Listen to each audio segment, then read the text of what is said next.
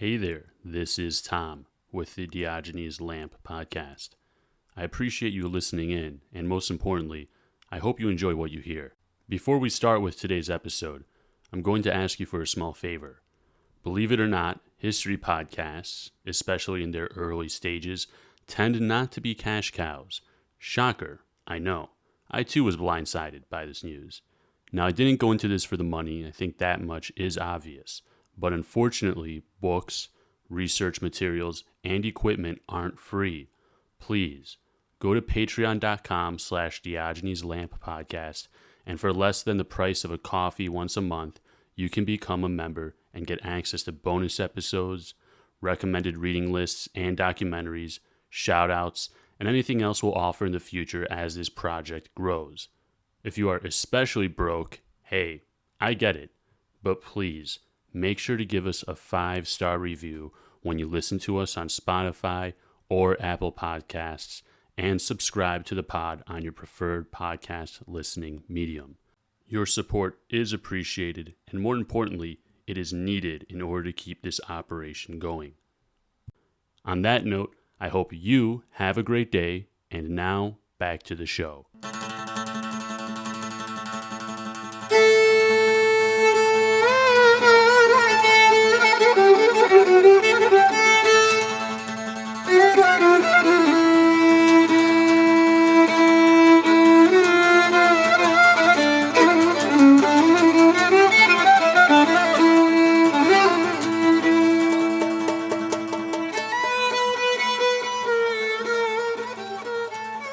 Hey everyone.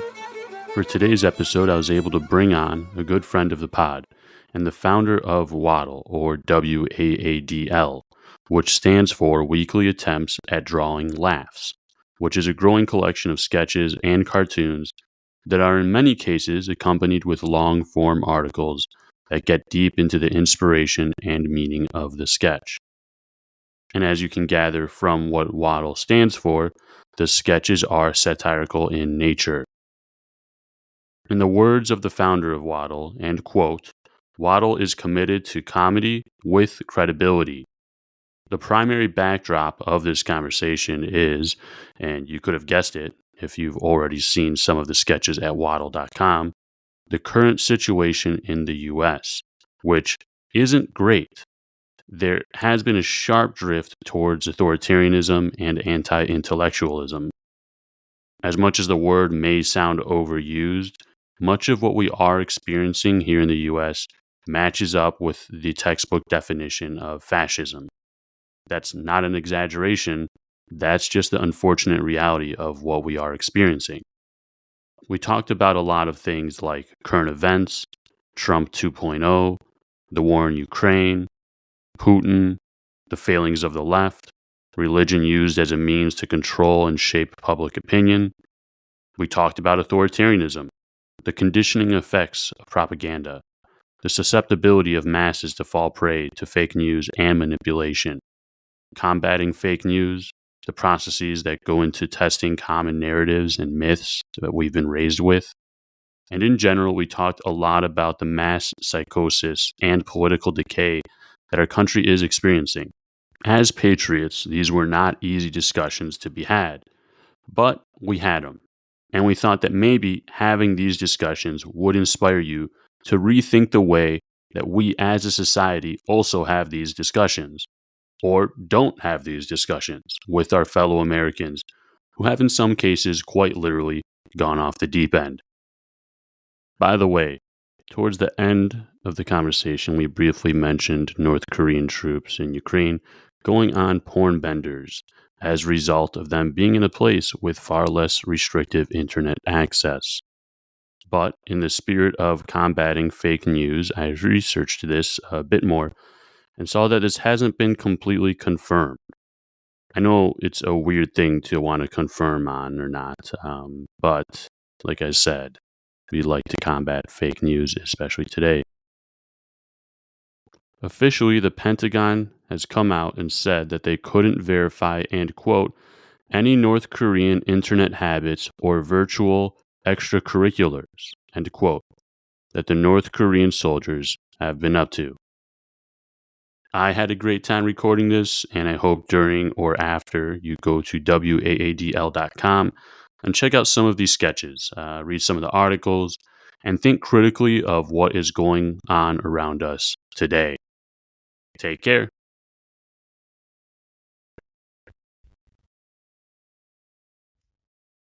So, again, really happy we could make the time. Thanks. I know it's busy these days and whatnot, so it means a lot. Let's talk about your project here. I mean, I don't know if that's the proper word exactly. I think it's a little more than a project, but it's called Waadl, Waadl. And let's just start off first off with framing everything here. Let's just talk about satire a little bit, because that seems to play a very central role in like everything that's created at Waadl. I'll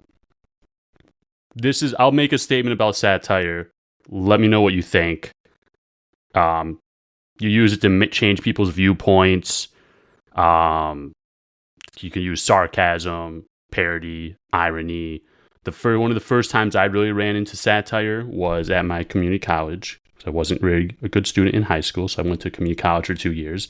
And we read A Modest Proposal. Is that satire, or are we just introducing something? No, right? There you go. Yeah. But do you know it's called A Modest Proposal by Jonathan Swift? Mm-mm. So it uses satire and irony to make a point, and it's about poor children in Ireland during like the Industrial Revolution, whatever. And it's called A Modest Proposal, and his modest proposal is pretty much in sum to fatten these children up and then butcher them so that they can be eaten by other rich people, and then he ends the very end of it with, or we can actually like instill, in society a sense of responsibility and this and that and yada yada. That's like a really famous subtle. Yeah, very subtle.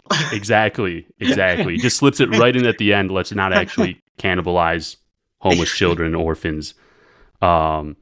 What drew you to like satire to use to employ in all your cartoons, which we're going to get into in a little bit? Sure.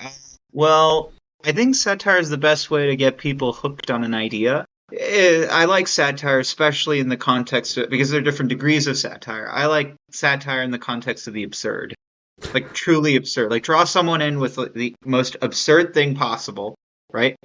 And then make them think critically about it, right? Or creatively. Not so much critically, but more creatively. Like, okay, so what is the most extreme case of something, right? Like cannibalizing children, right? Right. What is the most extreme case of doing something?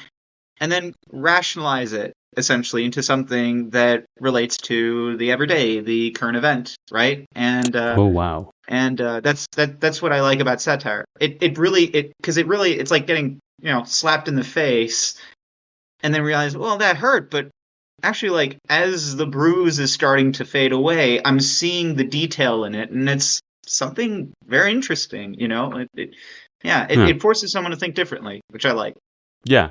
I mean, I think that makes a lot of sense. I didn't make the connection about the way that you put it until you spelled it out in that way. But yeah, I mean, there's a lot of other satire we're familiar with. By the way, there's no lack of absurdism in today's USA, so I'm sure you have a lot of ammo. Oh yeah, for your sketches and your tunes and whatnot. But yeah, I mean, it's definitely, I think, it's definitely a softer way. And I think you're right, effective way of getting people's attention and getting to reevaluate the way they think, instead of just confronting them with, what I'm guilty of for sure is fact A, B, C, and you're stupid, and Yeah, I mean, I suppose time will tell, I guess, right? Yeah. I think the idea, like, I used to be that way too, I guess. But the thing is, you just kind of come off as even though you're right, Right. pointing out people that they're stupid is not, it's not going to help in the It's end of the conducive. day, right? But you can still call them stupid just after you've made your point. Right. This is the satire, and if after being slapped in the face, you still insist on insulting me or like assaulting me or something, I don't know, or to like keep doing what you do. Well, guess what? You're gonna get slapped in the face again. Right. But this time it's gonna be, you're stupid, kid. Yeah. I mean, it's just at a certain point, but yeah, it's there's like thing I saw, whatever, on Instagram. It says, I have a mental illness where I believe people will change their mind if I confront them with facts and logical, discussions and whatnot, right? Yeah. But I mean, really, these are, I mean, some of these are really hilarious. You guys will have to go on, waadl.com so you can see some of them. Would you describe these more as sketches or cartoons or both? I mean, are those mutually exclusive? Yeah. No, they're a bit of both. I mean, my background's in architecture, Right. so a lot of the work that I do, at least the drawings that I do, tend to be they have a lot of depth compositionally. Like, Hmm. there's more. In fact, the last one I just published on deregulation, decentralization, and defunding. Yeah, defund, Uh, decentralize, deregulate, there destroy. you go. Yeah, Yeah, yeah, destroy. Yeah, exactly. That drawing itself is actually a 2 point perspective of I think a little like New York, like a typical but shorter version of a New York brick building that you would find in like Soho or NoHo or something like that, you know. And it's the idea of more of a traditional architecture, but a vernacular that isn't like there's always a lot of depth to it. So it's a vernacular architecture that is traditional American, but built a lot of them right quickly to house as many people as possible for a growing city. So the idea of like we're still using classical elements, right? But in a more frugal way to create more for people to live in, right? So we have a sensitivity to architectural style, sense of place, of culture, of history, but also we got to mass produce this stuff, right? So I thought it was a good example. It's like, okay, well, in the American example of mass production, um, the idea of, well, this cartoon itself, hmm afterward, like in the actual story below, explores the idea of what happens when you deregulate something so much that you even lose culture itself. So right. so there's always a lot of layers, in the composition visually, but also how it ties back into the text below, the story below. Yeah, it didn't start off that way, but at least with the stories, it just started off as cartoons or sketches that usually just mocked, silly things. Right. But ultimately turned into something that was more, deeper, right? You With can more depth. see, yeah, definitely. I Mhm. mean, you can see, you having architectural background, especially in the last one with the defund, decentralize, deregulate, destroy. Like that just totally makes sense. And a lot of your sketches, honestly, I mean, for the listeners, like, I mean, if you've listened to my podcast long enough, you know kind of where I lean politically. Not that my podcast is political per se by any means, but you can't really. I don't think you can decouple history without politics and economics without Impossible. politics. It's impossible. Exactly. Yeah, it's You know what I impossible. mean? And a Yeah. lot of you've used your cartoons, your sketches, and in with satire to really draw out the absurdism of our current political climate in the U.S. Like we said hmm earlier, there's no lack of it. My Um, the slogan for the website, I recommend you read it. I can pull it up I too, but have it. it's I have it here somewhere yeah, in the notes. It's Waddle is committed to comedy with credibility. Right? Is that what you're yes. referring to? Well, it's the in French it's the devise, I guess, is Ooh, more my French is very yeah. bad. I No, just no, no. It's the so no so just a little context. So originally, these cartoons are just to make fun of stuff, and I didn't have a dedicated site, so I just drew them and sent them out to various friends by text or email or carrier pigeon. I mean, really, like a message in a bottle. Let's just send it out there. And the more I did these, I started about a year ago, and the more I did these, I realized that there's a quote that's really really worth holding on to, and uh, it's by Karl Marx. So not to get political, but all great world historical facts and personages occur as it were twice.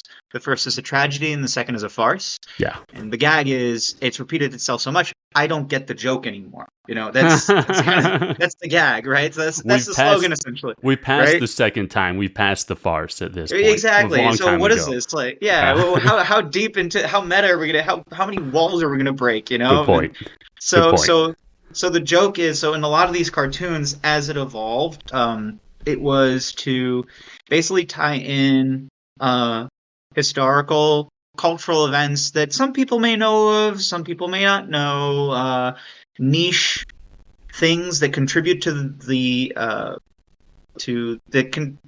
basically those historical moments, right? So Right. what leads up to the French Revolution? People will think, well, it's they weren't happy with the nobility, they weren't happy with the clergy. It's like, yeah, that's all fair, but why did they let them do it for so long? What was the moment? What is it that caused the French to rebel against the nobility, right? Especially considering the British had done it technically without killing them all about a century prior, right? So like there's more to it, right? And there's more depth to this, and there's like a lot of there's a lot of just like niche, fun little historical facts and anecdotes that play into a lot of these cartoons. That I draw from a lot of books that I read, like like if I'm reading something interesting by Bertrand Russell, I'll quote him and Yeah. I'll massage it into a conversation into the cartoon itself, or recently was oh god, I'm losing my it's a little No, late I right see now. you build them into a lot of your takes Mm-hmm. all throughout the place. I mean, there's a lot of them. There really is. Like if you guys go on this website even for a little bit, um, and they're all very like pertinent. Like they're all very relevant to either today or what you're, like here's one Mm-hmm. from Hannah Arendt. Arendt. I'm probably messing up her last name, but the Yeah, that's origins it. of Hannah yeah Arendt. Yeah. origins of totalitarianism. Mm-hmm. Before mass leaders seize the power to fit reality to their lies, their propaganda is marked by its extreme contempt for facts as such. For in their opinion, fact depends entirely on the power of man who can fabricate it. You know, Powerful um, stuff. yeah, I mean, it really, I mean, the cartoons are funny. Like, just so, if you guys are listening, so, you can't really see it. But Use here's your a good one. imagination. Yeah, use your imagination and you'll laugh at this. Like, there's a buffet, Trump is there, there's the poutine at the buffet, and it's empty, the sign is out. Then a light bulb goes on in Trump's head, poutine, and then he has a vision of invading Canada. It's like, Yeah, and like, exactly. sure, it's satirical, but it's also like, that could be reality because the idea of making Canada, annexing Canada in itself is an absolutely batshit thing to think of, right? So It it's like is. maybe he did think of it at a buffet because he might as well have, because by itself it's insane, Well, he goes right? to buffets. He does buffets all the time. That's what he's known for, playing golf, buffets, right? And Right. having this like weird, twisted relationship with Vladimir Putin, who he's never met, or he's never spoken to, But trust me, he's a great guy. He's a great guy, and Naturally, naturally. and so it plays into this. Well, he sees the Poutine, but he also reads it as Putin, and he's like, Oh, oh yes, of course, yeah. I didn't Sorry, think that connection either with Putin as like I'm well. telling you, there's depth to these. You really gotta Wow. dig deep into these. There's nothing superficial to any of this. Yes. Yes. And so he's like, why do I get this annexation, this drive for annexation? Well, I'm out of food, and my buddy Putin is annexing left, right, and center. So, oh yeah, all right, let's just do that. Makes sense. I want poutine and I want to be like Putin. Putin. Yeah, exactly. Kind of like they Hmm. match the two Hmm. poutines, Yeah. Putin together. Yeah, I mean, Hmm. there's a lot. I mean, There's a lot. Yeah. and they're all There's a lot. based off of mostly current events. I mean, if you have even just barely look at current events, I mean, unless you live under a rock, a lot of these, like some of these shit are a little deeper and maybe stuff you won't pick up. I mean, like not everyone's a political current events junkies like us, but nonetheless, there's a lot. There was something though that I should like maybe the story of how the website even like grew because Yeah. I was saying right. Yeah, Uh, absolutely. I mean, if you could just even talk about that, that'd be great. I have some other questions in line here too, but yeah, I mean, how did you get? I mean, did you start off with a website? Because I see here you started back in about early 2024, from what it looks like. yes, yeah, from the first publication, yeah. The cartoons though go back a little bit further. Thing is, like since I was sending them to people, a lot of over time it was suggested that I start a website and push on social media, which I'm dreadful at. I know it's the worst. But right, but It the really thing is the is worst. though is that I've been banned from TikTok twice. What? And yes, and for those cartoons, in fact, I think one of the first ones I published was about Anthony Fauci standing up against Marjorie Taylor Greene, and there was a big crucifix in the background, and the flag was upside down. It was very politically charged, despite the fact that the very first time I opened TikTok, I think the first thing I ever saw scroll through the story, whatever the feed, was something akin to a ISIS recruitment video. So Yeah, of honestly, I course. don't know. Of course it was. So I don't know what goes through the filters there. I have no idea. Who This is could like I go on possibly tell you? Facebook and there's a count. The algorithm keeps thinking I'm like a European nationalist, and it's like a European race account. It's like Good God. Montenegros for Montenegrins, and Germans for Germans, and it shows, of course, like the AI generated family What's with your like take on North Macedonia? right, right, yeah, right, pushing that down my algorithm. Like, leave me alone, not today. Uh, So but yeah, yeah, I so mean, it's part of the course. That's surprising you got blocked. I mean, sure, these are some of these like okay, like if you're very sensitive, okay, which I mean, don't be a snowflake, right? you Um, have to massage it. You have to. So it's all about the language of the posts and stuff. Or one of them was also about the second one that got me banned was Putin and the invasion plans of Putin, but his motivations, but as seen from the Russian Orthodox point of view, which is something that is not oh, explored that much in the media at all. I could probably find like 10 articles on it, maybe tops, right? I'm a Just little from a familiar, as a Greek yeah. Orthodox, because we have issues. We have our own issues with the Russian Orthodox Church in Greece, and Oh Cairo yeah. is Yeah, because insane, people forget that there was a schism after 1054. There was another schism. Like right? that's There's what been they many do. They just schisms, love schisms. Yeah, many and schisms. They yeah, and you could expelled. Sorry to cut you off. You go ahead. no. I was just saying like you could. I don't like reducing things into a soundbite, but you could reduce this. The argument could be made that the war in Ukraine is the simple outcome of yet another schism within the Yeah, Russian Orthodox Church. yeah.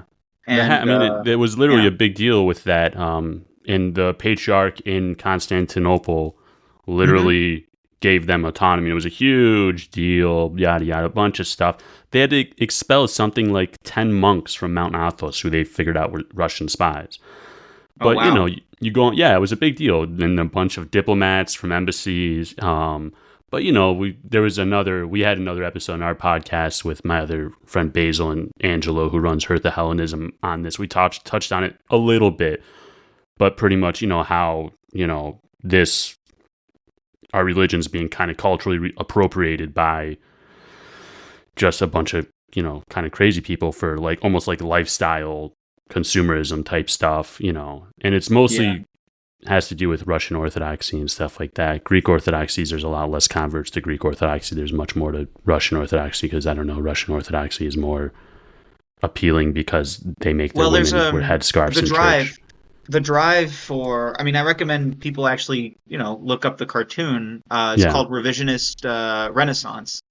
Let me Uh, find that one. Yeah. yeah, it goes back. Here it It goes is. back. Yeah, the Revisionist Renaissance, and the argument can be made um, that Russia is two states. It's a fed, it at least it's always been two states, one political and one religious, and for a very long time, they were both headed by the same pope, the Tsar.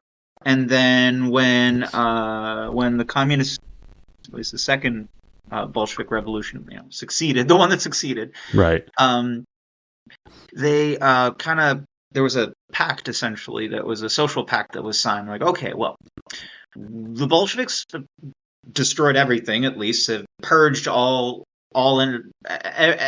that was left from the former ways, and Hmm. so but the Russian Orthodox Church wasn't purged in the same way as the nobility because they realized that still a lot of people believed it. It's the same kind of issue with the French Revolution. Is they realized a lot of the poor people, unfortunately, like they still believed in this religion very strongly. It was very it's tied to their culture. I mean, you eat this stuff, you drink this stuff, Yeah. literally, right? So Hundreds of thousands, thousands of years at a certain thousands point. of Yeah. years of just so of course so what's the pragmatic decision? Okay, well, we will control the politics and you can control the religion. and that manifested itself into pogroms also. I mean, Mhm.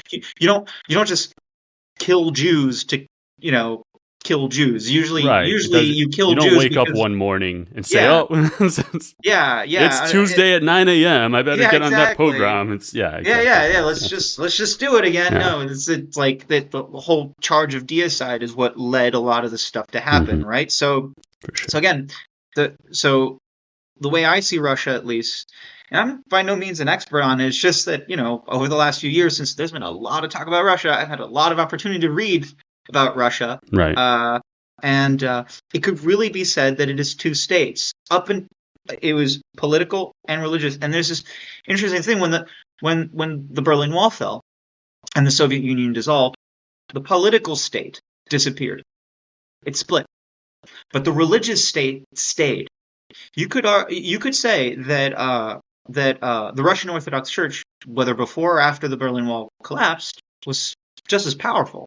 In fact, it still connects, That's the interesting. Baltics all the way to Kazakhstan, or even actually all the way to basically maybe there's probably like a church somewhere in Alaska, that's Yeah, yeah. I'm sure yeah. there are churches So in Africa. There are Greek Orthodox churches in yeah, Africa. I'm sure there's Russian Orthodox it's the ones. idea that this whole landmass is still connected very strongly by this religious presence, and what was lost was the political power.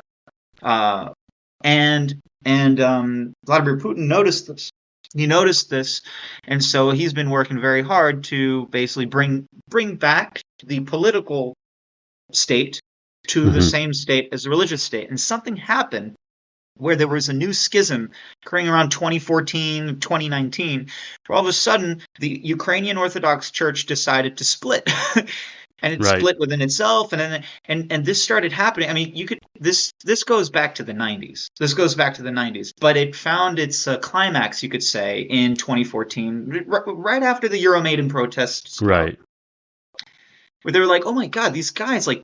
Give us a break, Russia. We want to be an independent state, right? It's like we are sovereign and we want to remain sovereign, Right. right? So it's not Putin who noticed that there was this schism. Really, it's Kirill, and Right. that kind of showed that there was not only a split in the political state, but now there was a split in the religious state, In and they both cannot states. in both states. So both Russian states are failing. So Yeah. how do you fix that? Well, you War. invade. Yeah. Yeah, I war. was gonna say Exactly. yeah. Yeah. Thus is Naturally. thus yeah, naturally. That's just how religion works, right? Generally, you go to war, whether you're Moses, like crossing Right. the Red Sea and wandering the desert for 40 years for some reason, Right. or and killing people like Right tribes, along the way. Yeah. along the Eliminating way. entire peoples. Yeah. Or Exactly, or the Muhammad or the Catholics. Yeah, Crusades exactly. or The yeah. crusade. Yeah, going to Yeah. Jerusalem. The whole. It's always the same thing. When you sense a failure of connectivity or connection between the different different tribes that subscribe to religion, then you have to fight your Right. way through to impose that will again, right? Yeah. So, You have the other to contrast against. We are not them. Yada yada. That. Yeah. exactly. It's It's a funny. story literally as old as time, right?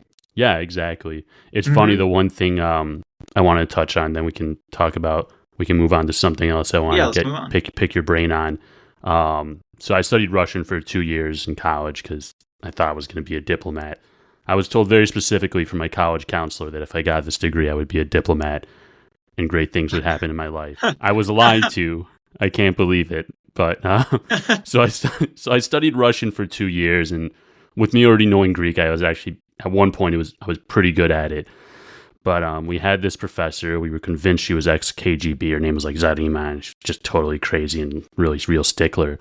We were talking one point. This was 2013. She said, "Yeah, yeah." She used to go tak tak tak. Like so. It's very strange in Russia. Everyone's getting baptized now. It's so pathetic. Everyone's getting like that, and I guess it's around that time that you were saying, right? Kind of that reemergence of Hmm. of religiosity again. Once Yeah, again. strengthening the faith, of Yeah. course. Yeah, because Yeah. they noticed that they noticed it in Georgia. They noticed it in Chechnya, which isn't even it's not even Russian Orthodox. I mean, Right. they're Muslim there, but they Yeah. but they still they're like, holy shit! Like there is this cessation happening right now. or schism or whatever you'll call it. And so we need to fix this We can by leverage it. invading. Yeah, Yeah. yeah. We can leverage the religion.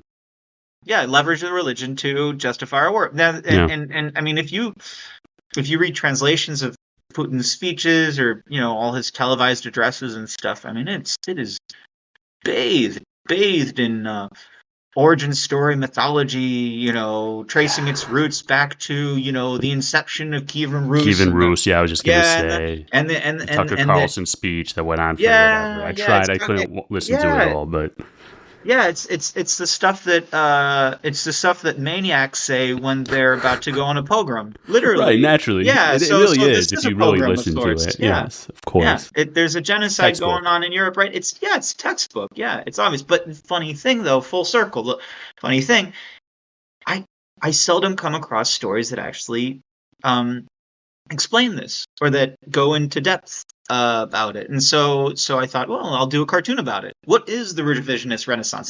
Since Putin is the king of revisionism and revising stories and telling, tall tales and stuff. Okay, what is his point? What is he talking about when he means all this within the context of the Russian Orthodox Church? But what does he mean when he's talking about the land masses that he's grabbing? What does he mean? What does he mean by NATO? What does he mean by World War II and Poland's role in it? Like, what does all this revisionism actually culminate to or up to, right? And or into within the context of the Russian Orthodox Church. And truly, like, it's an interesting thought exercise. That's what a lot of these cartoons are too. They turn into pretty weird thought exercises where I just like think of one thing and then think of another thing and like, okay, I'll try my hardest to kind of bring them together. You connect them, yeah. You do connect them. I read. It's funny. This is actually like the one I haven't read, and I really would have liked to because, it talks about Ukrainian Orthodox and the Kiev Patriarchate, it's pretty and all deep, this this stuff. one. There's a lot of data to roll through. So yeah, yeah. For sure. Oh yeah, the citations. That's right. Everything that I do, that was one thing that I for doing these cartoons, I set out to put citations for everything. Very thorough citations. Yes. If people look, very thorough. If you're someone who likes to read the footnotes, you'll love this stuff because there's they have all types of stuff. Very, very thorough. Mm-hmm. It's funny because like when I started putting them online without even stories, like people are going like, these are cute cartoons and all, but I don't follow the news that much, so I don't know what you're referring to really. I'm like, oh, okay, well, I'll just put a citation in there. And then I realized, well, maybe I could write more about these, explaining the situation. And then they just became, well, how does this situation relate to something else? And all of a sudden they became these like short mini thesis they really are essays with cartoons. I mean, they're really good reads if you like reading anything from, I don't know, just The Intelligencer. I don't know if you're familiar with them. They have like really in-depth articles. Kind of reminds me of stuff like that, but very solid, very... Someone sent me an article, actually just yesterday from The Intelligence. I think that was the one. They have really good stuff. Yesterday. Yeah, someone sent me an article from quoting Karl Marx, that very adage. Oh, no way. Yeah, which is like, come on, guys. I've been doing this for almost a year now. Give me a break. Got a lot of good quotes. I mean, he does. I always say he got the problem, he diagnosed the problem correctly. The solution maybe not. But he definitely, I think he diagnosed the bulk of the issue at hand correctly with that. A lot of his work is built on a foundation of work that was done by the Enlightenment anyway. Like that's interesting. In Karl Marx, you could see a lot of Denis Diderot, for instance. You can see a lot of even like conflicting like concepts like Bertrand Russell too. Like they would have completely hated each other. But, I mean, not Bertrand Russell. Sorry, what am I talking? Well, Bertrand Russell too, actually, to a degree. No, I'm thinking of oh gosh, it'll come back to me. You can cut that out. I mean, that's kind of my rusty spot. I've never read anything more than the Communist Manifesto, which we had to read in school and whatnot. But Russian Revolution is not my strongest point. Let's put it that way. But let me ask you this. It also seems, and I guess this all ties into everything else. Edmund Burke. Sorry, it came back to me. What was his name? Edmund Burke. Edmund Burke, yeah. Those guys are so all over my head, unfortunately. I'd have to really got to get to reading them. But let me ask you this. So it seems like your outfit, or I think call that outfit, but like project outfit, Waadl in general, it's trying to almost, from what I see anyways, do more than just like, how can I say this? It seems like you're trying to fight against misinformation and like fake news and stuff like that. And I say that because you have a fact checker, a media Hmm. bias research tool, along with a list of what you cite as a quote, steady diet of media for beginners. And like that list includes what I consider pretty reliable media outlets, like nonpartisan for the most. I mean, no one's ever completely nonpartisan, but for the Yeah. most part, these are pretty darn close. I mean, AP, Reuters, NPR, PBS, BBC, Wall Street Journal, New York Times, Washington Post, Nature, Essay. You have all sides and a disclaimer that says, and quote, and remember, any and all op-ed pieces should be consumed with a thick grain of salt. That's why you come to Waadl. I love that. Yeah, right? But that's Yeah. really great because, I mean, and some for the average, and I shouldn't say the average person, but if your worldview is that there's, 7 families that control everything and, the Jews are controlling the weather, like, of course, this is wasted on you. It's going to hard. Maybe, hopefully, one day you'll have some revelation or whoever you believe is controlling whatever, right? Jews, aliens, lizards, Zuckerberg, and the Illuminati. I think it's a conspiracy by the Jews to actually divert that, like they're taking attention. Well, it's a conspiracy actually by the Hindus who are trying to take attention That's away it. from them by pointing to the Jews. That's That's what it it. is. It's got to be Very that. nifty. Very Yeah, yeah. nifty. Oh, we got him. We know. Right? But it seems like, I mean, I loved that. And I think if so many more news outlets were or we were educated in school and people were educated in school in this fashion, I don't know. There's a lot of things we could go into, but I really thought that was awesome. What drove you to put that? I mean, it's not that it's um, out of place with everything else you do, but it was just, I didn't expect it. well, so yeah, and the resources plus I kind of dive into like what news and documentaries, books, fact checking, citations, and discussion. Like Yeah, it's educational.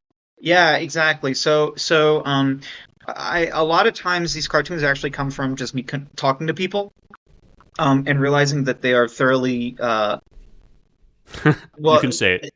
well, ill-equipped, ill-equipped to That's a provide. nice way to put it. Yeah. I was going to Yeah, say bad shit, yeah. but No, let's just ill-equipped with the tools necessary to actually mhm, uh uh let's say what's the word, buttress their opinion. Put it that right. way. You see what I mean? So I end up a lot of times with just like having discussions because they don't know what they're talking about, and actually I did that page. I took the time to actually write this page out after talking to someone who basically was telling me after long conversation. Um, Guy had absolutely no clue what he was talking about, but his position was so impassioned and so opinionated and His everything. conviction.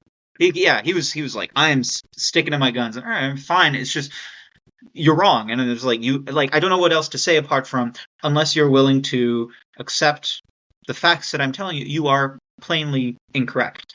Mhm. But I didn't leave it there because a couple minutes later or something, pulled out his phone and he's looking at his phone. And he's like, "Oh, you see, look at this, look at this news." I'm not gonna say what it was, but like it was just, look at this news. You see what's going on? I'm like, Mhm. see, and they're gonna get them. They're gonna get them good. It's one of those, vexatious, like we've been wronged and we're getting our revenge back kind of posts, and they have the evidence to go that way anyway. And I'm looking at it, I'm like, who published it? Like what news station, right? And he said, oh no, it's on Twitter. It's just some famous guy. He named the guy. I don't know who the guy was, but other people at the table go, oh yeah, he's a famous guy. He's credible. I'm like, well, I've never heard of him. Right. Is he a journalist? Like, no. He talks a lot. I'm like, he's an influencer of some sort, and he knows he knows the market really well. I'm like, okay, like, and then I had That's a to, funny thing to say. He right, knows the it market is. very He knows the well. market very well. I'm like, okay, Well, if fair you enough. say so, he must know the Sure, market very well. sure. If we pointed to someone's wealth as a source of credibility or like intelligence, smartness, sure, but intelligence probably not. Right. Then the world would not work the way it does today. But the thing is, I had to teach him that the way I read news is not through Twitter, mostly because I don't have Twitter, but is to read news in the same way you read a review in Nature magazine or like any kind of scientific paper. Basically, the news is only news if it's peer reviewed, and journalism is a form of peer review. You report something as is, and then other journalists could either substantiate that or say, no, sorry, our evidence shows the contrary, right? But there is some difference between science and journalism, and I think this is where a lot of people get lost on journalism. Is that journalism doesn't necessarily show you your sources. It doesn't provide citations. Science does. Journalism doesn't. Journalism will go, sources say, and leave it at that, because they want to protect sources, or they Right. do They may have either anonymous from sources. exactly, and it's like or data shows, but they're like, like, where's the data? Please show me the site. I'd love to see the actual citation, where you got this data, but they don't do that for reasons, that I didn't go to the journalism school. I'm sure there are, safety Right. reasons also for their sources, but so I explained this to him, and he was like, I understand, but that's not how it works. I'm like, oh, well, okay, then you're lost on me. Like, honestly, I don't know what to say. Apart from, I'm going to do a resource on the website, something very simple, short, just for like, these are your basic, ABC sources, so It's that really whenever, thorough. yeah, I mean, it's good enough. The fact checker one was really, yeah, because the fact checker one is a combination of data that I picked up from the All Sides, from like a bias and another. There's a bunch of other resources, and I'm just comparing them and then creating a map essentially of just to show where most fact checkers lean in terms of the news that they come from, because every news outlet will have a fact checking thing, which is a new concept considering fact checking is journalism. To say that Supposed to be, I yeah, it's suppose, right? supposed to be, so right, so to say that that there has to be a fact checking outlet to to media like journalism doesn't make any sense, but sure. So I set out to do that because it was to basically show to someone that most fact checkers either lean center or left, and that Mm-hmm. the right, say your Fox News, say Mm-hmm. your or those type, or Newsmax or OAN, if they're still around, right? Naturally, yeah. Yeah, right. They do not have fact checkers. They don't even it's not actually, let's say, a tab in their website, right? So it just shows that like one side is still more dedicated to fact checking things than the other, Yeah. For all right? their faults. Yeah, All for their all their, faults I mean, aside. yeah, yeah, This exactly. But I isn't to say approach, that, I don't want people to listen to this and say, oh, no, of course not. Cooper and I here have had I many. approach everything. Yeah. Everything I approach is a blank canvas, right? Right. Everybody, let's assume everyone is corrupt. Everybody has an agenda. Everybody is a hypocrite. Okay, but okay, so if if that's the blank canvas, let's assume that's the vacuum within which we operate. Okay, so let's analyze stuff based on the other stuff that actually matters, right? Mm-hmm. And if someone is super hypocritical, then it'll read through the data. Like you'll read data and you go, okay, well, based on these numbers, based on what they say, based on what they've done, well, they are more hypocritical than the guy next Exactly. door, right? And from there, I can make a decision. And, Exactly, yeah, it's, yeah. there's It a requires a funny, lot of exercise. right. It's a lot of work. It's a It's a lot of, lot of work. it's a lot of work. And honestly, you can't, it's hard to expect a society for everyone in the society to be as, like why I grew up loving current events, politics, policy, history. Hmm. I don't know. Why I have a friend that loves working out. I don't know. And, I could talk to him all day about this. His eyes would glaze over. You know what I mean? Everyone has their place in society. And I think it's unrealistic to expect everyone to be able, to be a whiz in this and that. With that being said, I think America is a little on the extreme and lacking in one direction. It is. But, It is lacking. it's lacking. I think it is. It's like all of this stuff just seems to be a long time coming. There's more symptoms, political decay and whatnot. But, Yeah, you know, it's exhausting. That's see, like, so I don't find, so it's funny because like current events are interesting just in general. Like, again, like there are so many current events. Everything is a current event. So there's things in like finance I seldom touch, economics, except for the latest one, Yeah. the latest cartoon. But most of the time, I don't even touch it, just because like it, economics can really be seen from a lot of different vantage points. But there's some things like, say, religion. It if one side if one side is absolute in their convictions, right? Hmm. Then that means that they should have pretty strong arguments to support that, right? And what I like to do is kind of like dig into those arguments and just rip them apart, or see Yeah. if there's any like holes in it. Like I test them for uh like holes essentially. Inconsistencies, stuff Yeah, like that. Yeah, I mean, I yeah, definitely see that in a lot of your cartoons. I mean, like the cartoons are definitely, like I named my podcast Diogenes Lamp after Diogenes. He has a lot of famous quotes, but one of them is yeah. the most beautiful thing in the world is freedom of speech, right? And, you definitely, I mean, I think if someone, Did he ever find an honest man? no, He didn't. Okay, no, I he did forget. not. He He did never not. Good did. God, he's still walking around He's still Athens. walking around in daylight with that lamp, Yeah. God bless him. There's a really funny thing. One last thing I'll say about Diogenes, then we'll move back on. But there's an excerpt of him, and he was begging to a statue because he used to beg for food and everything. That was his like vow for his philosophy school. And someone said, Diogenes, why are you begging to a statue? And he said, so I can practice being rejected. Uh, Stuff like that's funny. It sounds like man. I thought the Belgians were invented those types of proverbs. It sound or Oh yeah. it's more the Greeks. Yeah. Yeah, apparently. But I mean, like a lot of your cartoons, I did not find any of them like wildly or anything you wrote wildly offensive. I mean, if you are someone with very thin skin, I don't know what to tell you. It's not anything nearly as bad as what you see if like watching Family Guy. Family Guy can be quite like Yeah, it can be crude. crass. Yeah, it can be Yeah. very crass, very abrasive with religion and stuff like that. But, okay, don't watch it if you have an issue with it. It's like Yeah. no one's forcing you to watch this or read anything else. But no, I really like the articles that you write, the analyses, if you will. Really dense stuff, really like, it's a 10-minute read and you just walk away and you're like, wow, I never thought about all this. I'm Very glad it succinct. has that effect. That's kind of the point. Like to get people to when they're done reading, they can walk around and just look at like I don't know something on architecture or architecture history. Like when they're done reading, they can walk around and be a little bit more cynical, I guess, about their built Yeah, yeah, environment or something yeah. like that. A little bit of But cynicism for sure. no, but I think I think what's fun about cartoons, and I encourage people to really not like I encourage people to write. I encourage people to draw. I encourage like it's part of my like thinking philosophy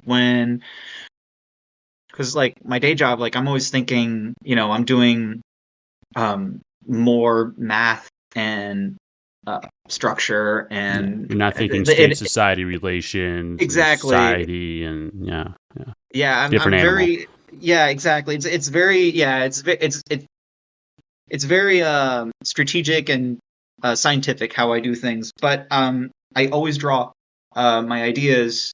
And because it helps me dissect things. So I always encourage people to, even if you're not an architect or anything like, you should still draw your ideas as a diagram, and it'll make you think a little differently about how things operate. It's like looking at a like you're learning about calculus or even just like plotting graphs, with functions and creating curves, right? With functions, Hmm. and realizing like I don't really understand what the numbers and letters are. It's just like numbers and letters. Like okay, it'll give me a shape and whatnot. I say okay, but how about we approach it from a different point of view? Let's approach it from the geometric point of view, something a lot more visual, and then we can break down the geometry into an equation.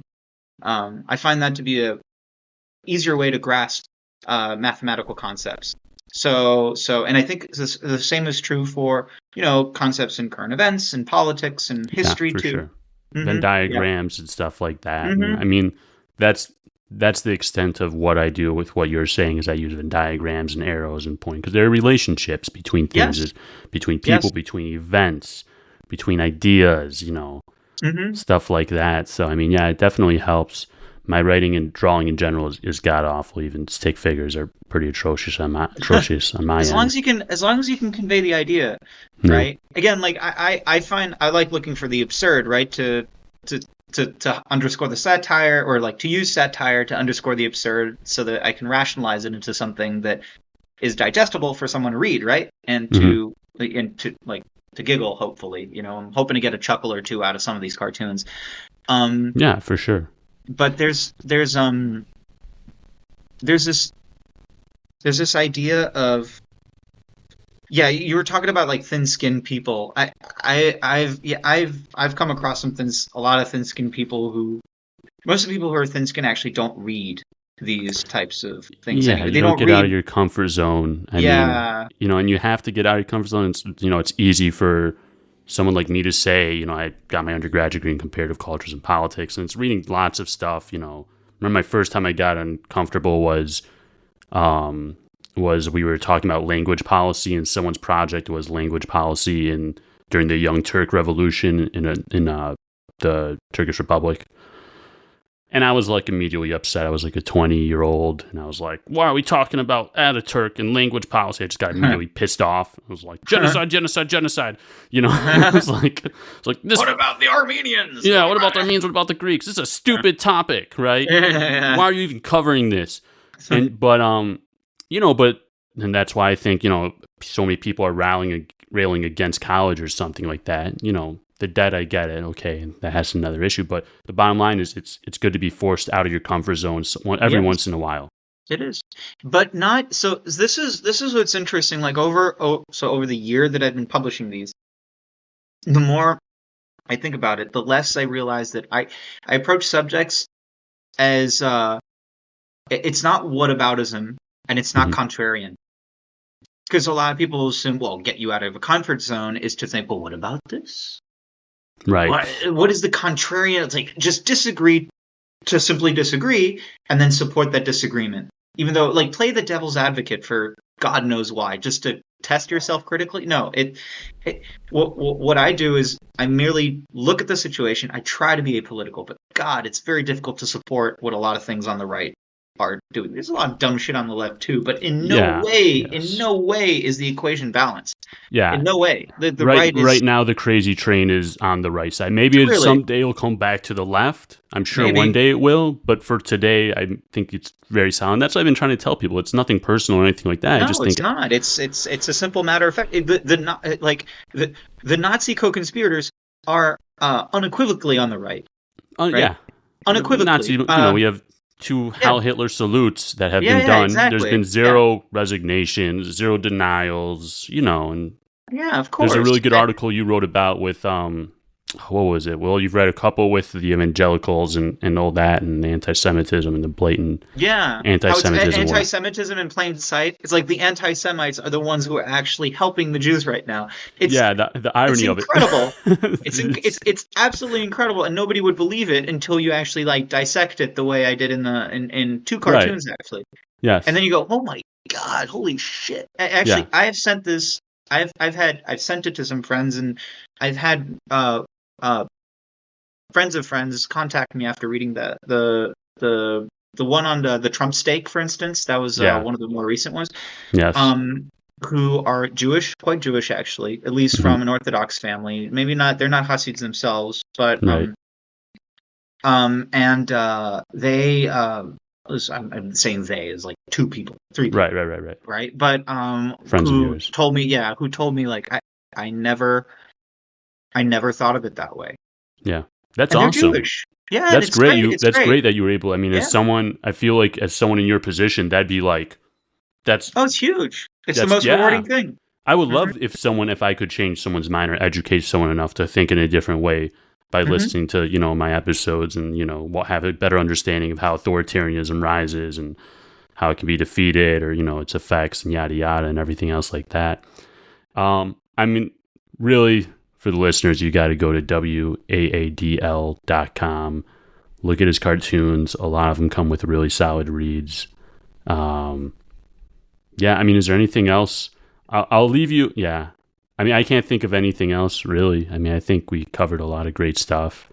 I know we could talk We could talk. We We could talk. could There's a lot to say, man. Yeah, I mean, let just me from a see. general standpoint with your thing. I mean, dude, another time I'll have you on. We can talk about one of your actual articles Yeah, in yeah, depth. yeah. Like even the one I feel bad I didn't read that one on revisionism renaissance, revisionist Eh, renaissance. it's all right.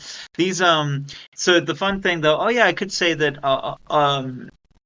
recently I cloned my voice with AI because I was using because Is I that got what it this is on the website? I It's got good. yeah, it's pretty good. The Yeah, cadence is a little off sometimes, and you go, a little wait, bit, but it's it's like not bad. I not mean, it's terrible. you have to keep up with the pace a little bit because the sentences are dense and stuff like that sometimes, but it's not bad. I mean, I play it and then sometimes if I back up, I have to say, okay, I have to read that again. Yeah, You know what I mean? Sometimes I yeah, have to read things twice to make sure I really get it because it makes you think in a different way and whatnot. And it's very yeah. There's a there's a lot lot of of I paradoxes like with everything metaphor. going on. Yes, a lot that are things that I'm a sucker for are irony, paradoxes, Yes. and what was the last one? Irony, paradoxes, and well, like metaphors.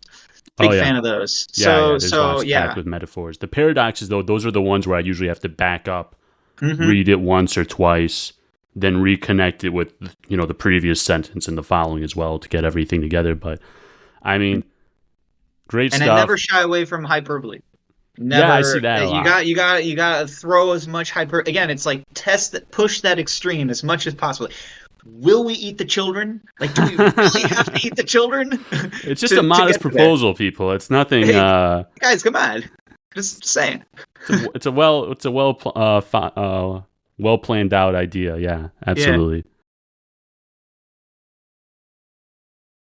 I'll re-edit it later in or Sure. whatever. Sure. But yeah, Sure. if you could touch that on, you said America is irony impaired. Yes. Yeah. America's I where think irony goes to die.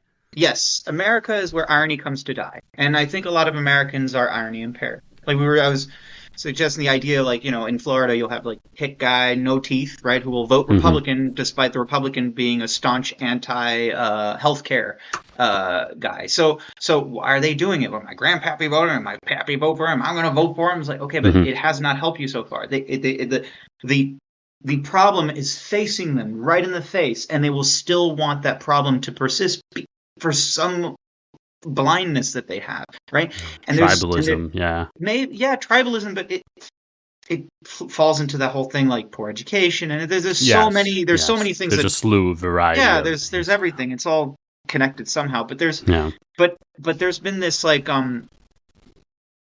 further effect essentially where not only is where irony is we're so irony impaired in the United States that we don't even understand nuance anymore. For Nuance sure. is dying. Of And course. so, Without a yeah, doubt. exactly. Yeah. Context, nuance. Hmm. Yes. Yes. And so when someone says, well, the left, they all suck because they want transgender people to, it's like, okay, one, it betrays their just abject ignorance or lack of education in the very concept of Right. what sex and Right. gender is. Right. But besides that, it's like if like 0.001% of the left are supporting homosexuals, then they're all terrible. Then they all are. They're all Exactly. terrible. And it's like that's insane. That Yeah. there's no nuances. The nuance doesn't exist there anymore. However, that statement is not equal to the statement. Well, if you vote for say Donald Trump, right, then you voted for a Nazi, and so you are a if not a Nazi sympathizer, then you are indifferent to Nazis. Hmm. That is a fact. That is a fact.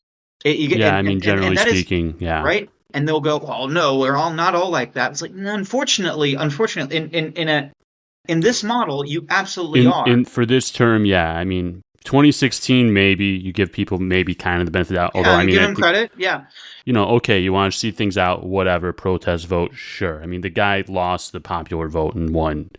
yeah, Okay. But this yeah. time around, yeah. I mean, the signs were there.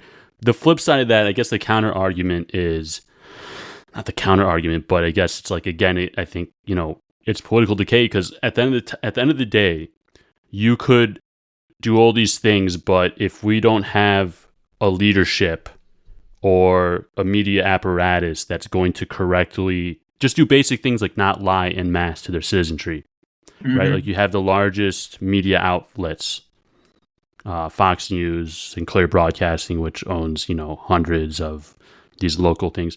How do Mm-hmm. you, Twitter, Well, right? they get reprimanded and they still keep lying. Right. I mean, That's and, what's and how do amazing you, about it. Like, and at a certain point, there's a Greek phrase, the fish rots from the head. I think it's rotting from the bottom up as well. But, there has to be, we have to instill in our society, and especially like the leaders need to have this as well, a sense of responsibility that, it's not right to lie en masse. And I think the lies have been going on for some while, like yeah, but not all lies are babies are created being equal. killed and stuff But like yeah, that. exactly. But that's the thing. Like I'm Madness. saying, like not all lies are created equal, and this is where the nuance bit comes in. This is where the irony impaired bit comes in. Is that people will just everyone on the left is a communist. Absolutely not. Right. But most people on the right, by universal suffrage, voted for Donald Trump, who is MAGA, right? So Right. you voted for MAGA, meaning you're either for the shit that he's doing, Right. right? Or you're Or indifferent you're to it, indifferent to it. which And is terrible sorry, shit. well, yeah, exactly. Indifference to the horrible things that are happening around you show a failure to be empathetic. Honestly, it really Yeah. it takes away from the whole concept of democracy, which it depends on solidarity, right? In Right. fact, you pointed out earlier, like the idea that democracy is it's simply a balance, finding a balance of competing interests in society. Yeah, let me pull that quote up actually if I can find that really quick. I'll edit this pause out, of course. Sure. I will say though, like there's this. Consider this, right? There are these omens, in that I actually wrote down today because I'm like people who don't believe it's this nuance thing, this irony impaired thing. Like they go, oh, Donald Trump isn't that bad. He won't do that. He won't. I don't believe he'll do that. All right, sure. Well, what did he do? I mean, he said he would have Roe v. Wade overturned, and he did. Yes. Right. He said he would free the insurrectionists. Some of them really violent criminals, right? Despicable people, right? He did.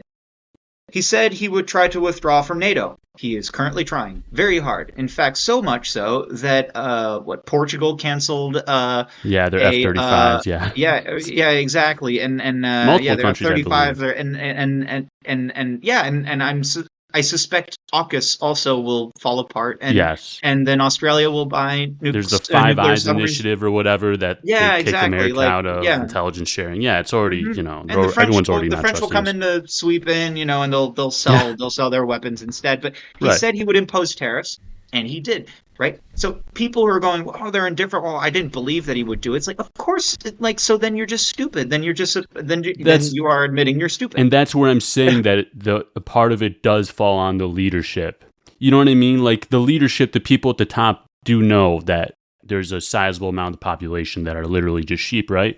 And that's where I just feel like you need to have that sense of, I'm not going to be a piece of shit and absolutely lie to my constituents and harm them. In other words, fortunately, a lot of people, a lot of leaders, a lot of people, a lot of leaders have that in mind for that. But there's one last thing, though. This is one dreadful, terrifying omen based on the list that I gave you already. He said he would be president beyond the expiration of his mandate. Let me talk to you about that, if I may. Yeah. I was talking to a friend yesterday, and we were just having a similar conversation like that. And, he's a LGBTQ person, so obviously very worried about the current state of things. I have health issues where I need to regularly get medicine. My medicine costs tens of thousands of dollars a year. I'm worried, about pre-existing conditions because his first term they tried to get rid of Obamacare like 49 times or whatever, right? So like if that gets overturned, like my life is completely changed, completely altered, right? So I was talking with my friend and we were talking, and I just said casually, yeah, and and we'll see who's going to be able to run against him in 2028. And I didn't even think about it. I just said it as a matter of fact that he's running in 2028 without even thinking that that's illegal, that's unconstitutional. You could have never said this in 2000 or 2008 or whatever. And my friend says, you see how you're primed Yeah, yeah, how we've yeah. been conditioned, the That's how the conditioning propaganda works. It gets you to think in weird ways, and that like, you and then never and would then you before, the condition. conditioning. There was a Yeah. really good quote by God, there's this book, They Thought They Were Free. It's about this guy. I interviewed my 10 Nazi friends. He goes back to like post World War II. It's fucking nuts, dude. It's called They Thought They Were Free, My 10 Nazi Friends. And there's a quote there by some Nazi, I forgot, but something to the effect of, we were doing it right in front of your face and you still wouldn't believe us. Well, that's kind of what's happening right now. People. This is the thing. Like, I've heard ad nauseum, have faith in Donald Trump. Right? Something which is, by the way, this is a privilege I ordinarily give to nobody. I don't have Right. faith in You anyone. wouldn't have faith in Obama, Drone King. Yeah, I don't have. Yeah. Yeah, I don't have faith in Joe Biden either. It is for me. Politics, democracy, solidarity, empathy, everything that brings society together, right, is not a matter of faith. It is a matter of fact. It is a matter of mediating competing interests. And in fact, on the third term of Donald Trump, I encourage people to read the Wrong Emperor. On the third term. Yeah, the third term. Yeah. Yeah, that's a great one, actually. That The one Wrong is Emperor. a great one. I didn't know much about the French Revolution. I'm very Fascinating. I know, but it was awesome. You want me to read this quote, by the way? Oh yeah, go for it. And then we can end it after that, or Sure. we can go on more Yeah, if let's you do want. that. Yeah. This is probably today's. The defund decentralized regulation. Mm-hmm. True liberty is not the absence of rules. It is the presence of a system that allows the complexities of competing interests to thrive equitably. That's, I mean, and again, like I was telling you earlier, that needs to be hammered down people's throat. That, like it's almost the similar thing where, freedom ends, my right to wave my arms ends at the point where my fist hits your nose. Yeah, basically. Or like Churchill used to say, your ability to sing in the bathtub ends when I can hear you from next door. My right to juggle, grenades in public, in public spaces ends. Yeah, exactly. And and we've had these conversations before. What is the block there that prevents that? Is it the lack of memories that people in Europe have, like we've talked about before, where America largely was unaffected by the hardships of World War II, that other places just have those experiences and was been passed on to generations? Was it this? Is it that?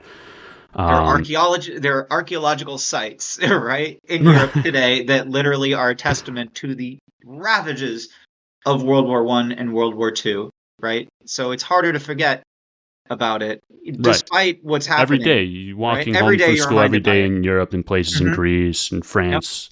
If it's not a bronze statue to a fallen hero, it's literally a former crater turned into a park with a plaque on it telling this building was blown to smithereens by the Nazis. Never forget. The Nazis executed 50 women and children. Yeah, there are bullet holes in the walls. Right. You're walking down the street, you literally see just holes in the wall that are in a line. You're like, I wonder what that's all about. And you're like, oh yeah, of course, that's where they did all the mass executions. Yeah, you're reminded of it every day. Yeah, and it's interesting that all these things are occurring in the U.S. It's definitely not coincidental. I think you'd agree that right as that, what they call the greatest generation, the World War II generation, is dying or dead. Yeah. They don't have the living history is gone. Thing. Yeah, the living history is gone, and those living memories are now dying memories, and they're quickly being, anything that doesn't fit the narrative is quickly being censored. They want to ban books now in Florida, and they're trying to do it like it's this whole thing. It's like, oh, let's just it's this revisionism thing that.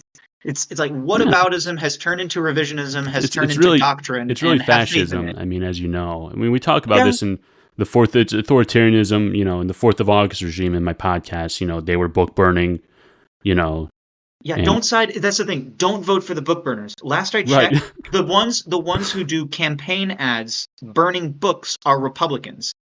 They're not. Right.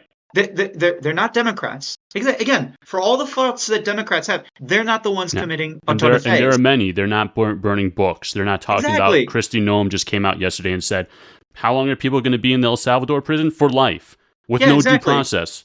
Yeah. Insane. Export the concentration camps. We've exported everything: labor, manufacturing. Let's just export the concentration camps to El Salvador. Why not? It'll be cheaper on the taxpayer. Third party out, export them, offshore them. It's there's a really good quote that stuck with me in my undergrad. It's that oh man, how does it go? One ethnic group, like what's the number one ingredient for genocide or whatever? And this isn't it, of course. This is debated, but one of the takes is that the number one ingredient for genocide is when one ethnic group or one group feels that their existence is at threat, and in response they mobilize against the other group. And when you're having Fox News hammer down your throat that the professors are turning your children gay, as if that's like the worst thing for your child to be in life. The vermin, all that stuff. Yeah, I mean, yes. The White House tweeting, "We will find you and we will kill you." They're talking about Yemen, but still an insanely insane thing to post on an official. Yeah, there's no empathy. There's no empathy there, and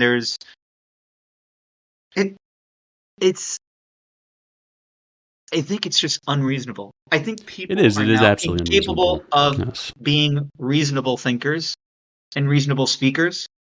I believe some things that may come off as crazy, and of course we all do. No one's perfect. Yes. Yeah, but it's not like. Yeah. But I understand, as a matter of principle, don't burn books and don't vote for the ones who burn books. Right, and don't be authoritarian. If that's like the biggest thing as I've grown older, honestly, is what all I've come to care about mostly is authoritarianism, because I really I would never want to live in a place or a world, for that matter, where these conversations we're having would end us in jail or end us to lose our job or be ostracized from society. It's called huduth. It's called huduth in Arabic in Saudi Arabia.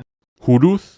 Huduth, yeah, I think HUD. Is that like taboo, forbidden stuff you can't talk about? Yeah. Wow, they have a word for it. Yeah, that's like the punishment basically for things that are not allowed, and then the punishment is like stoning, lashings, all that. The punishment. Yeah, I could never imagine living in a place like Saudi Arabia, or even illiberal Russia or Turkey. Yeah. Where a post on Twitter. North Korea is a paradise on earth. Juche, yes. Yeah. And they make everything there themselves. They do. They have the manufacturing jobs. They brought them home. Yeah, exactly. They're so good at what they do. They're exporting their soldiers to Russia. Yes. To the Ukrainian border. To go on porn benders for days. Apparently, I don't know if you read that a lot. There's a big issue. Seriously? Good grief. Yeah, there's a big issue with the Ukrainian soldiers. They're the first time they've ever had free access to internet. Which, I mean, you mean the North Korean soldiers, that they're just they're just watching pornography? There was an article about it. Amazing. Yeah. Good on them. I mean, listen, this is freedom. In every North Korean, there's a porn addict. We got to get out of them. Exactly. Like they used to say, what was the saying? In every Chinese, there's an American way. Or no, every Vietnamese, there's an American waiting to get out. Is the saying they would say. And every North Korean, there's a porn addict waiting to get out. Yeah, that's it. Yeah, that's how they will reach emancipation. Yeah, that's it. Exactly. That's American soft power, baby. Well, listen. On that note, I think we'll call it today, or else we'll be talking all night. Perfect. Yeah. I want to thank you again so much for taking the time. Awesome stuff. Thank you. Yeah, really awesome stuff. Everyone, please go on and support WAADL. WAADL.com. Look at the cartoons, some really great analyses on everything that's going on today. And that's it for today. Get your weekly dose. Get your weekly dose of it's weekly attempts at drawing less. That's what it spells out, by the way. I just forgot to. That's what it spells out? Yeah. There you go. Weekly attempts at drawing. I thought it had to do with the pigeon, because you have the thing where it says the mission is to waddle around, squint, and dutifully draw the reflection. Mm-hmm. Exactly. Dutifully, like a pigeon. Yeah, just everything's interconnected somehow. That's awesome. I like that. I like it even more now. That's awesome. Mm-hmm. Great. Have a great night, and we'll have you back on again another time. We'll talk about some of these cartoons. Thank you so much for having me. Of course.